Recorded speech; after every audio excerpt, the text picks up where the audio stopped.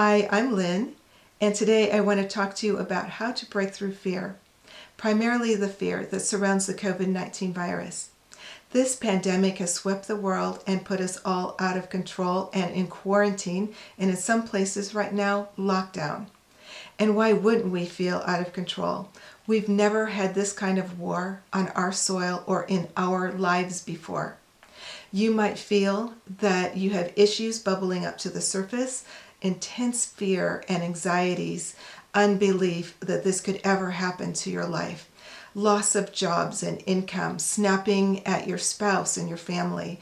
All of these are high triggers and anxieties that will happen when we are out of control. So remember in these times to not panic, but to look for good things that are actually happening in your communities, in your world.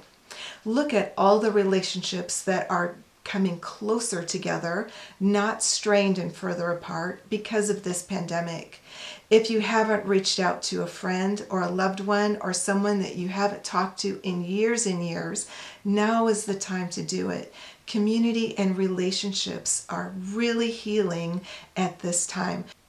If you find that you're snapping, that you're out of control, that you're going into depression or anxiety places, that you're not being able to think straight, maybe you're hoarding strange things like large amounts of alcohol or toilet paper, frozen pizzas, or Dolly Madison goodies, I have some good news for you. All of these issues that are bubbling up, all this adversity and past post-traumatic stress disorder are on the surface because it's time to come off.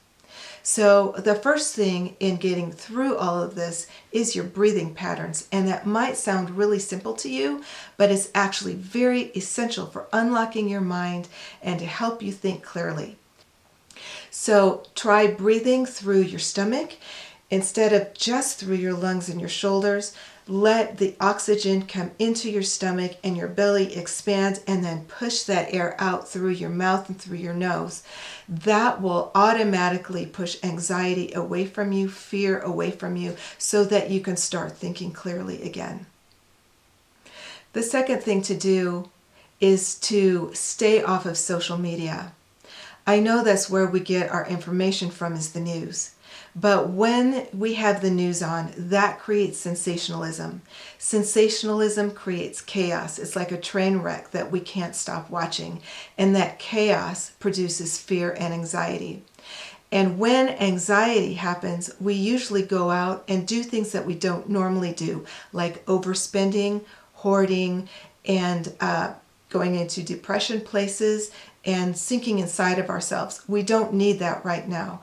So if there is fear and anxiety that is being caused by the news or other places in the media, stay off of that for a while. Pick up a good book, watch a good movie, and do something that is calming.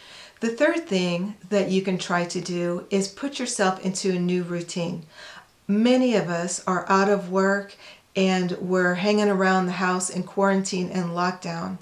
We're not able to go out. We're not able to be with our loved ones, especially if they're elderly right now. So try a new routine. Another thing that you can do is pick up that bucket list. I've written a number of things down that are creative ideas that we can all do. The bucket list usually has a ton of stuff to do around the house that needs to be done. Now's the time to get that done. Spring is in the air. It's time to wash my windows, paint a wall in the house, create a new art project. What about painting or learning a new language or picking up a great book?